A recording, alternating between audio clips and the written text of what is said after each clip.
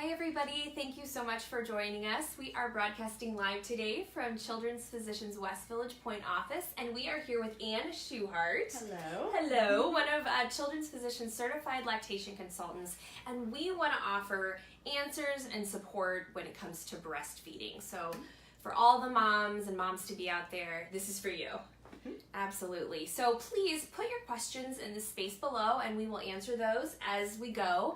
And I also wanted to mention at the top that Ann is going to be teaching 2 classes on breastfeeding at the upcoming Omaha Baby Fair on Sunday, April 28th. Children's Physicians is a proud sponsor, and there's a really amazing deal if you sign up for one of her classes or another Parenting You class offered at the Baby Fair. Your admission to the event is covered. So that's a great deal, and you can check it out and learn more at childrensomaha.org/parentingyou. So yeah, that's a good offer. That's amazing. So you can check that out, but we'll dive in. I guess the first thing you said to me earlier that you wish every mom would meet with one of our lactation consultants. Why is that, and what do you feel that you guys have to offer new moms? So the biggest thing is that we want to be more of a preventative service and not a problem associated service. So if we can get new moms in the first couple of days, that first week, we can prevent so many things from happening, do some education. Their hospital stay is a whirlwind. They are just flooded with so much information. They're exhausted. They only retain a fraction of it. So we just kind of reinforce that teaching, really help them make sure their baby's latching well. Give them education so that when they go back to work, it helps. It's just so beneficial to have every new mom. And it doesn't mean the first time moms, it can be a second time mom, third time mom. We've even had moms with their 4th and 5th kiddos come in just because every baby's different. So you don't know. So it's kind of a shift in like plan on seeing us versus only if something goes wrong. Exactly. Because we can definitely help prevent those things that go wrong later on by early intervention. And just talk up your team. You know, you're all certified. I know that. What else is a benefit of going with you guys? We're all moms who all breastfed our kids. That's the first requirement. So we know, we've been there. We have a very realistic approach to our care. We're all RNs. We're all international board certified lactation consultants. So we really just take the time just to get to know our patients and provide them the support that they need. Again, talk about your team's approach and then what a visit is like, because I think for some people who haven't been in, you know, it's a little maybe intimidating, you know, you're something brand new to you, and just talk about how it goes in your approach and what you want moms to know about that. So we will support moms with whatever decision they want. If moms come in and they say, I want to exclusively pump, then we are going to support that. If they say that they want to do some breastfeeding and some formula feeding, we will absolutely support that. Whatever their goal is, we're here to make sure that they end with their end goal. We just kind of bring them in. It's an hour-long visit. We will sit with them, get their history, talk a little bit about what's been going on, and then do a feeding, do a weight so we can see exactly what the babies are getting at the breast, and then kind of talk about things to expect, you know, the next few weeks, because every week is different. So. And I walked in here and they have like a diffuser going and like it's very calming. It is. So we try to keep it very, very calm atmosphere, something kind of like home, but it's still, you know, in the medical office.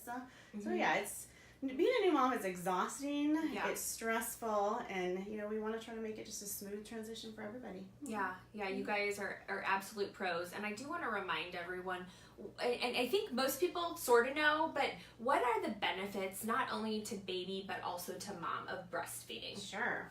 There's so many. So the biggest benefits would probably be for baby's health and mom's health.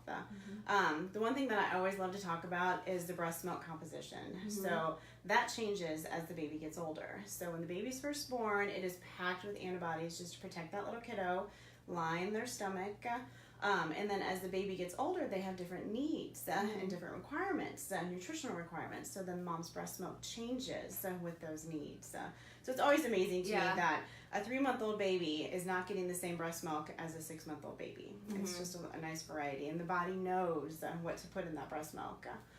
During cold and flu season, Yeah. It's everywhere. So if mom is exposed to someone who has the cold or flu, mom's body is going to put antibodies in that breast milk to protect the baby from getting the cold or the flu.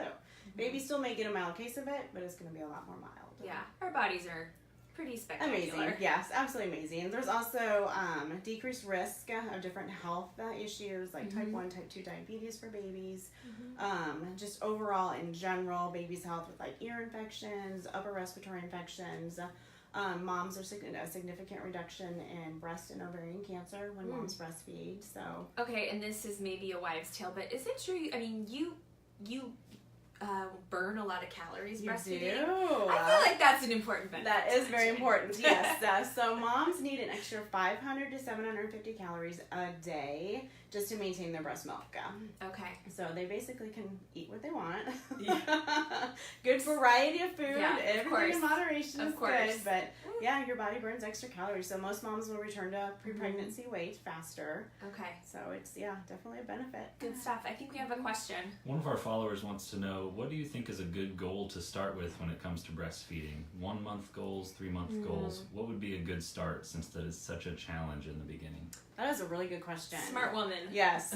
So I would take it in steps. So if you look out and you're thinking, 6 months is kind of daunting, then go for the 3 month goal.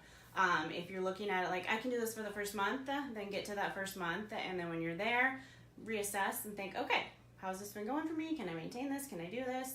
I know from my personal experience, I wanted to breastfeed for the first 6 months. I got to the 6 month marker and thought, well, this was really easy. I'm just going to keep going. And then I did. So it really, take it in smaller chunks. So the American Academy of Pediatrics recommends the first year of life. However, the first 6 months exclusive, and then after 6 months you can add in complementary foods. And yet, what do you see as, if you think of it like a graph, like when do you see a lot of it fall off? Like maybe you're like, I just can't do this, or it's almost like if you make it to 6 weeks, you're not golden, but do you know what I mean? Yes. What do you kind of anecdotally hear from moms in terms of length of breastfeeding? So there's a couple different factors that can play into that. I always tell moms, just get it through the first 2 weeks. If you get through the day. Yes, make it through the first 2 weeks and then kind of reassess. The first 2 weeks are definitely a lot of peaks and valleys. It's up and down. But really, overall, I mean, it should just kind of be a gradual thing where you just are building upon it, and then all of a sudden you're 6 months down the road and you've made it. Yeah, that's baby steps. Baby steps, exactly. Baby steps. One thing I know we've been talking about recently is that, you can do a visit with a lactation consultant from the comfort of your home. Talk about virtual lactation support, what that looks like, and I don't know when people might want to give it a try. Yeah, so it's a very new service that Children's is offering, and the feedback we've gotten about it has been fabulous. So it's really nice for our moms who live in smaller communities who don't have access to lactation consultants. Yeah. And it's like FaceTiming or Skyping. It's kind of a one-on-one. We're not there in person, but we try to do as much as we can just to help the mom. Our younger moms, the millennials who are more tech savvy, they love it. They absolutely love it. The older moms who've had more kids, they feel more comfortable coming in and being seen. And honestly, we're happy as long as moms are getting the support that they need. So whether it's in person or virtual, we've had really good success with it so far. Just reach out. I think that's in general when you have a new baby, it's like ask for help. Ask for help. When you need it. And when you first start to get that inkling, like, okay, am I starting to question this? Is this going okay? That's the time to reach out. Most moms, we're very independent. We think, okay, I can do this. I can do this. I'm gonna figure this out. We'll just give it a couple more days. Then you're a week or two in, and the problem's even worse. So definitely reach out early. We have another question, I think. One of our followers wants to know if there's anything moms can do to prevent drying up, or is that something that's uncontrollable? It most of the time can be controlled. So drying up is just off of a frequency-based feeding. So if moms are not feeding as frequently, for such an instance as babies are sleeping more through the night, then the body will naturally start to decrease supply. If moms are keeping their breasts emptied regularly, an empty breast will always make more milk. So if you keep feeding, that frequency is there, then your supply will keep up with that. If babies sleep longer at night or go longer between feedings, or we start adding in those complementary foods, then they definitely start to kind of back down, and the mom's supply will decrease as well. Another follower wants to know if you recommend taking lecithin to prevent clogged milk ducts and mastitis. If so, what dosage? So lecithin, yes, that's a really good question. Lecithin, if you have recurring plugged ducts and recurring mastitis, absolutely take lecithin. That is going to be your friend. There is a lot of research out there that does prove that it does help. It kind of decreases the thickness of the breast milk, so then it's easier to pass through the milk ducts. Moms who take it have a huge success, and they usually do not have a recurring plugged duct or mastitis. And on the dosage, what do you recommend? It actually should say on the bottle, yes. Okay. And we had another question. If your baby magically starts sleeping for longer and longer stretches at night, yay! Yes, always a good thing. Yes, hallelujah. Is it possible to get your body to adjust too, so you don't have to pump in the middle of the night? So yes and no. That kind of goes back to the supply question, Okay. where a lot of moms will get calls where their babies are sleeping 6, 7, 8 hours at night, which is so magical, but then mom's supply will drop. So the receptors that make the mom's milk is the strongest at night. So if we're not stimulating those receptors at night, mom's milk supply drops. So it's also one of the horrible things that I hate to tell moms when their babies finally start sleeping through the night is you might have to get up and pump just to stimulate those for us to make sure the milk supply stays up. Some moms are very fortunate and their bodies kind of keep in tune with what baby needs, and they don't have any problems, don't need to get up in the middle of the night. Other moms who struggle with their supply a little bit, they do have to get up and pump. So it's very individually based. Okay.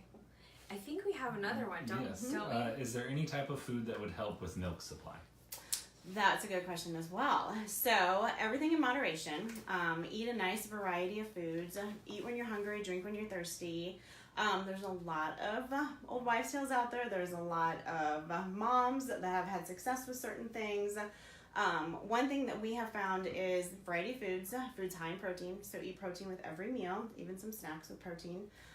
Oatmeal, as weird as it sounds, oats, old-fashioned oats. Has to be old-fashioned oats, can't be the instant oats. Okay. That increases milk supply. A lot of moms, if they are kind of gagging about eating oats, oatmeal cookies does the same thing. Lactation cookies. We prefer the kinds that moms make themselves, just because you can put brewer's yeast in it and the oats, and then moms just nibble on that throughout the day.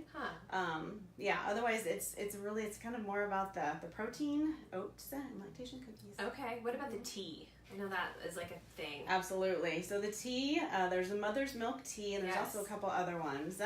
If you like black licorice, have at it. If you're like me, You're like, I can't. I couldn't do it. I did it, but I slathered it with honey and a little bit of milk. But it does increase milk supply. It's very individually based, just like any other medication, where you don't know if it's going to work for you until you try it. Okay. And there's some other supplements out there too that moms can take. Okay. Another follower said that she had an injury that required some heavy painkillers that put breastfeeding to a halt. Is it possible to recover and start breastfeeding again after the painkillers? Absolutely. So it depends on how long you stopped breastfeeding, and also if you kept up your supply. So if you were pumping and dumping, or pumping and kind of pushing that milk aside, then yes, you can relactate. A mom who has breastfed before or has breastfed recently can absolutely build her supply back up. It is hard to guarantee if that supply will be back where it was, but you should be able to get something. Okay. Yes. Is there a certain age of a child where you should stop breastfeeding, or just do it for as long as you can? Do it for as long as you can. And that, again, that's kind of a mom, baby, or child ratio. It has to be a mutual thing. So there's kiddos out there. The World Health Organization recommends to breastfeed till 2 years of age. Most moms will breastfeed till 1 year of age, but any amount of time that you can give it is always beneficial. If you weren't able to produce enough for one child, what are the chances of producing enough for twins? Well, your body knows that you've had twins, so it got the memo. It did, yes. So most of the time, those moms are able to produce. Good. Usually it's the second time around. Your body has figured it out.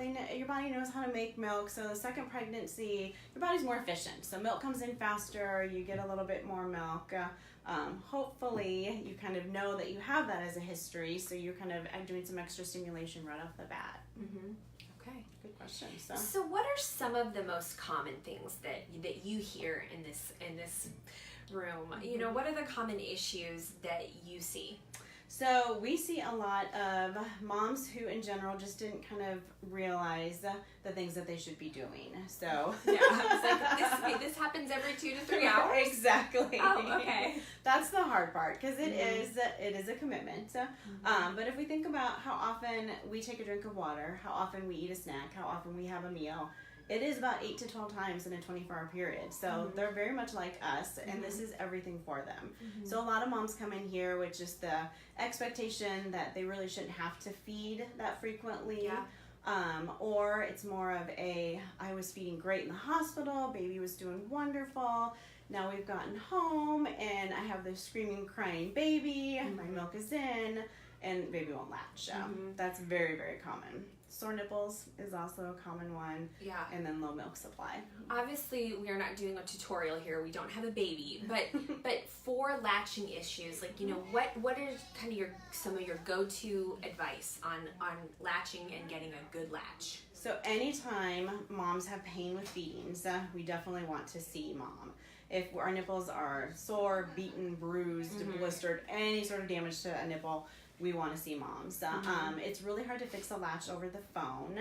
We can definitely try with a virtual visit, but really it's that contact, being seen, and then us showing them how to latch effectively. In the hospital, mom's breast is nice and soft and pliable. When milk comes in, it's very firm, very hard, turns into a beach ball, so there's nothing there to latch onto. Yeah. So it does take a little bit of manipulation, and it's hard to figure out because everything else is kind of sore and adjusting. So it's changing every day. Mom's body is changing, so it can be difficult. And I hope you guys can tell, like, just from talking to you, because I bet with you, with my baby. I just love that you guys are just so, like, you get it and you understand, and there's just like a no judgment zone. Exactly. I love it. I love it. So I think we have another question. What is the best blood pressure medication to take while breastfeeding? Oh, that's a good question. That would be one for the OB doctor. OB-GYN. Yes, talk with your OB doctor. But I can say that most medications you can breastfeed on. It also kind of leads me into another point of if mom is struggling with high blood pressure or some other health condition, especially right after delivery, that actually can affect her breastfeeding experience and her milk supply. So we need a healthy mom in order to care for a baby. So good thing to take that medication and to consult with the OB. How long do you meet with moms? Because, you know, I think some people might have the idea that, I meet with them once and then that's it. Every patient's different. So the first consultation is usually anywhere between 45 minutes to an hour. If we have twins, we plan accordingly. So each baby gets an hour to themselves. So it's a 2-hour visit. But we just kind of sit down with them and take our time. There's no rush. We want to see a full feeding. We want to see exactly what the baby's transferring at the breast. So it really turns out to be at least an hour by the time we walk through the door until the time that we leave. For moms who plan to breastfeed, what should they expect that maybe sometimes they don't? We'd mentioned the frequency. Time commitment, yes. But anything else that you know, you're kind of like, what I want them to know before you get started and the baby is here? The time commitment, the asking questions. I think most moms don't know what they don't know. So we've actually done a lot of research on just that education time frame between the hospital to home, and they are overwhelmed with information about themselves because their body is changing. They have a new baby that most new moms obviously haven't cared for a new baby, so that's all new, and then we throw breastfeeding on top of it. So it's a lot of education. So absorb as much education as they can. Always bring an extra set of ears. I love it when dads come just because mom will hear one set of things, dad hears another set of information, and then they go home and they're like, what did she say? And then dad will be like, well, I think she said this. That's a really good idea. It really helps. It does really help. Okay.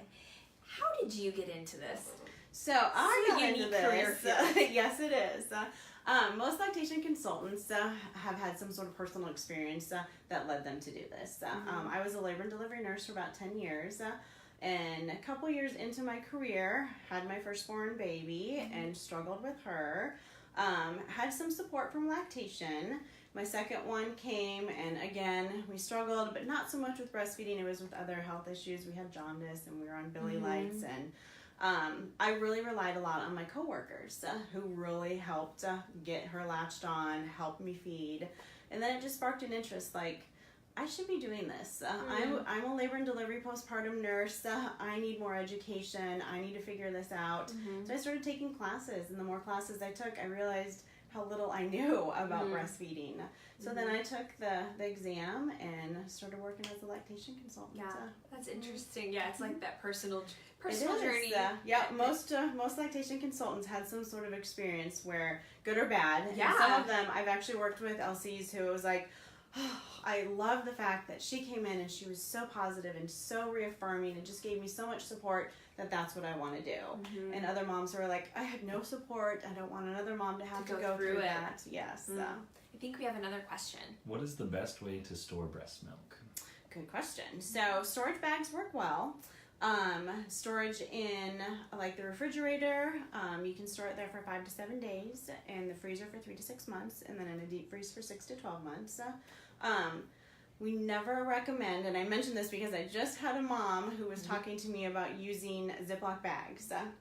And she ended up losing some of her breast milk. So milk storage bags are definitely what we want to go with. Did she cry? She did, absolutely. Like every mom, when you spill, when you spill that breast milk, when a hole is punctured in there and you lose it, it's heartbreaking because you work hard for it. Yes, you don't want to lose it. Is it true that pumping can lessen your milk flow when also breastfeeding?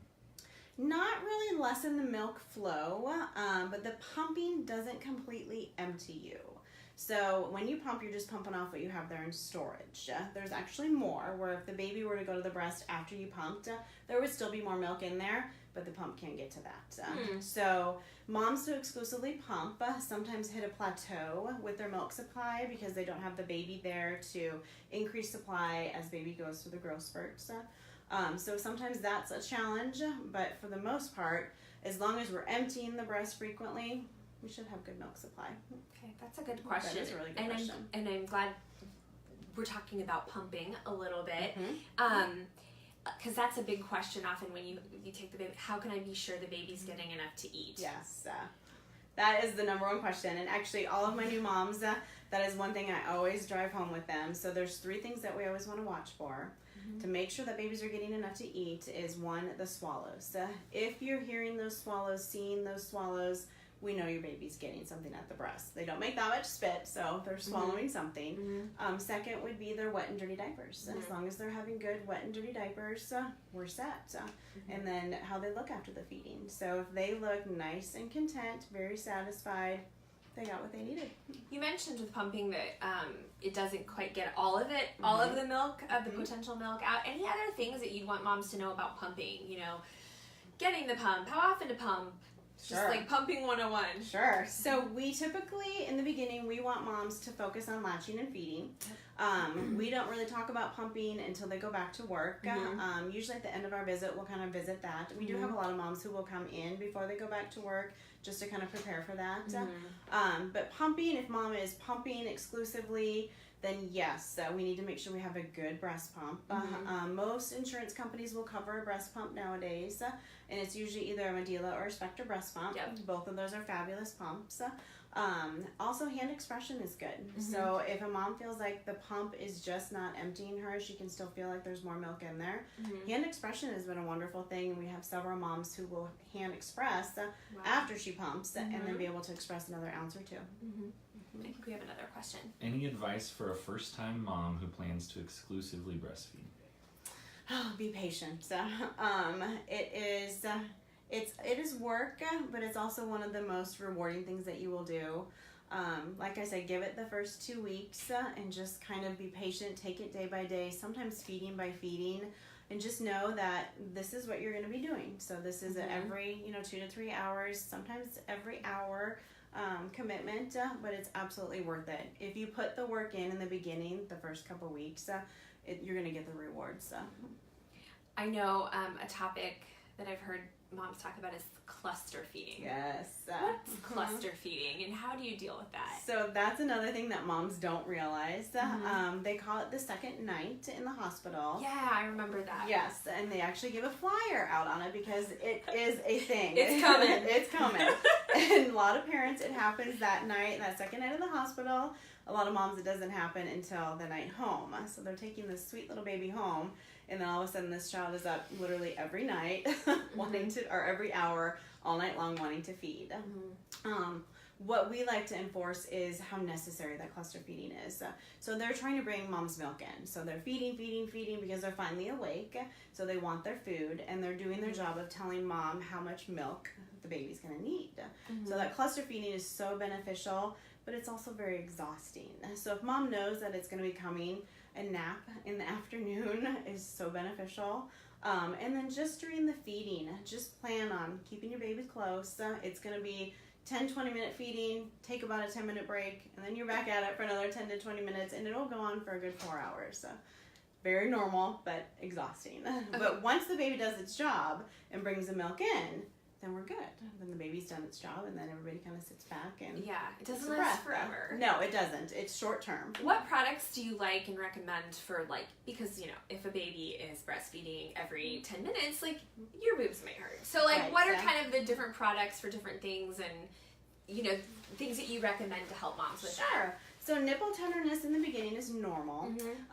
Every woman has nerve endings at the tip of their nipple, so until those nipples kind of desensitize to all this new activity, it does take anywhere between 5 to 7 days for that to happen. Lanolin or coconut oil is really good.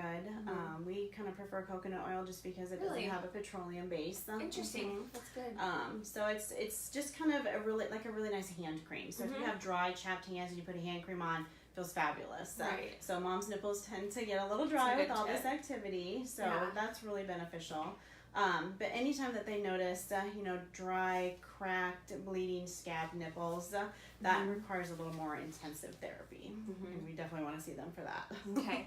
What about feeding cues and ways to keep the baby stimulated? Because I know sometimes I'd be like, stay with me, just falling wake up, messing with their hair. What that's feeding exactly cues it. and then ways to keep them. So feeding cues for some babies are very subtle. I know for my second one, all she would do was stick out her tongue. She would stick out her tongue, and then boom, she was crying and ready to eat. So you want to get those feeding cues before they start to cry. Crying is a late sign of hunger. So if you see those feeding cues, whether it's sticking out their tongue, kind of opening and closing their mouth, turning in the direction towards mom or towards somebody talking, getting their little hand in their mouth, those are all signs that they are hungry. Keeping them awake for the feeding. Yes. So that is difficult. Do you do that? It is very difficult the first few days. They get next to mom, they get nice and warm, they get a little food in their belly. Why are you here? What am I doing? Yes, and they forget. They forget. They're like, okay, I'm just going to go to sleep. But then you take them off, and they're like, I'm not done. So stimulate. Sometimes we have to take them down to their diaper. Just tickle and bug them. So in the hospital, they get their temperature taken under the arm. Sometimes they get their heels poked. So anytime you tickle underneath their arm, mess with their feet, they're immediately awake. Rub their head, rub their back. My rule is for the first 10 minutes of the feeding, always keep them stimulated. That way you know they're getting a good feeding in, and you know they're getting swallows. After 10 minutes, if they want to kind of fall asleep, I'm okay with that. Is nipple confusion real? Is that a real thing? So nipple confusion, no. But nipple preference, yes. They're not confused. There's no confusion there. Okay. So a bottle is a different texture than a mom's nipple, and the flow is different. So they figure out really quick that that bottle is easier. So then they'll prefer the bottle nipple texture, and they'll prefer the flow of the bottle. So sometimes getting those babies back to the breast, we just got to train them differently. Just got to be a little tricky and kind of prove to them that they're going to get the same thing, and it's going to be actually better at the breast than it is with the bottle because they can control the flow. But sometimes getting them back to the breast can be a little tricky. What about going back to work? You said you just had a mom who's going back to work and making that transition. What's your advice for that? So my advice to new moms is always be patient with yourself again. So those first week or two back, you're going to notice a little drop in your supply just because you have a new schedule, you have different stress. being separated from your baby. So there's different things going on. You have a different schedule. So be very patient and expect a little bit of a drop in your supply. It does come back. So that's a good thing to know, is that your milk supply will come back. And then expect to pump whenever your baby would be feeding, or as close to those feedings as possible. A lot of moms feel like they have to have that freezer full of breast milk before they can go back, and they don't. 2 days worth is really all they need, because while they're at work, they're going to be pumping in place of those feedings, so then they're going to replenish their supply. So kind of managing expectations It of like... is, yes. And make sure that baby takes a bottle before you go back to work. We get a lot of phone calls from moms that are 8, 9 weeks out, and they've never had baby's never had a bottle. So we usually try to introduce bottles between week 2 and week 6, just to get them used to taking, a bottle, taking food from somebody else. Because usually after 6 weeks, they get a little particular, and they like mom, and they don't want to take the bottle. So if we can do that before the 6-week marker, it's usually more beneficial. What do you find so rewarding about your job? It's like you're part therapist maybe too. Honestly, we talk about that. I feel like there's a lot of like laughing and crying. I was gonna say there's a reason there's a box of tissues on the desk. Right. Because it is. Mom's hormones in general are up and down. Moms have guilt over everything. So the most rewarding thing is that when you have that mom who walks out of here going, thank you. I didn't realize that everything that I didn't know, or thank you for helping me. It's just the small little thank yous. Or I'll have a mom walk by who's seeing a pediatrician, and she's like, oh, Ann, here's her baby that I helped, and that to me that speaks volumes. So. And I'm glad you mentioned a pediatrician, because I feel like this is kind of a one-stop shop a little bit with having it. You can see your pediatrician and then the lactation. It is. It's so nice. So we're at 3 different clinics. We're at Bellevue, and then we're at Embassy Park. So the moms whose pediatricians are right here, they see the pediatrician, they see us. Even in other clinics, they can see their pediatrician, drive a short distance, because we're pretty, strategically placed throughout the city. So there should be a clinic close enough to every office, so that they could see their pediatrician and then come over and see us.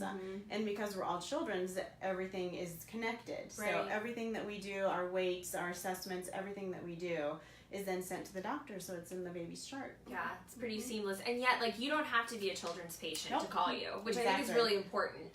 Absolutely. And then with virtual lactation, I guess you could be from, could be from anywhere in the world. Exactly, yes. So I think that the number to call and make an appointment is 402-955-MILK. Yes. Easy to remember. And that's either for in-person or virtual. Or lactation. Yes, lactation in general appointments. So. Awesome. Well, this has been so hopefully informative and helpful, number one. But just a pleasure to see you again. You too. With a baby, not this time. Exactly. You're in mom mode now. This is easier, actually. Yes. And I wanted to add again that, if you'd like to meet Ann and ask her your questions in person, schedule a visit. She'll be at the Baby Fair on April 28th. That is coming right up. It's the Baxter Arena. We are a proud sponsor, and she's teaching classes. I am, 2 classes. And again, if you sign up for a class at children'somaha.org/parentingyou, your admission to the event is covered. So pretty amazing. Yeah, amazing. Take advantage of that. So thank you for sharing your time and your expertise, and we just hope this has been helpful to moms and little ones out there. Yes. Please follow us on, of course, Facebook, but Instagram and Twitter as well, and you can always find us online at children'somaha.org.